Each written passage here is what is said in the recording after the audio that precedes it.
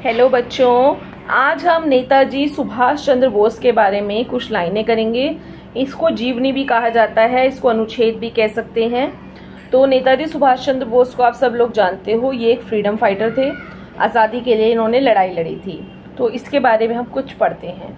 नेताजी सुभाष चंद्र बोस का जन्म 23 फरवरी 1897 को उड़ीसा के कटक में हुआ था। तो सुभाष चंद्र बोस का जन्म उड़ीसा के कटक में हुआ था। नेताजी आज़ाद भारत के सबसे बड़े पैरवीकार थे। तो नेताजी चाहते थे कि भारत आज़ाद हो जाए, इसके लिए उन्होंने लड़ाई भी लड़ी अंग्रेज़ों से। उन्होंने नारा दिया था, तुम मुझे खून दो, मैं तुम्हें आज़ादी दूंगा। इसका मतलब ये था कि आज़ादी के लिए तुम्हें खून बहाना ही पड़ेगा। तो अगर तुम खून बहाओगे तो तुम्हें आज़ादी मिलेगी। उनकी माता का नाम प्रभावती दत्त और पिता का नाम जानकीनाथ बोस था।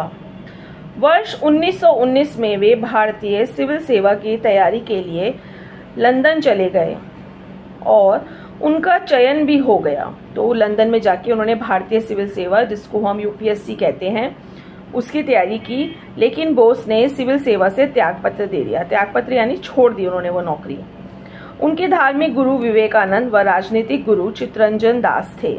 तो धार्मिक गुरु यानी धर्म के अनुसार उनके गुरु थे विवेकानंद, और राजनीति यानी पॉलिटिक्स के अकॉर्डिंग चित्तरंजन दास।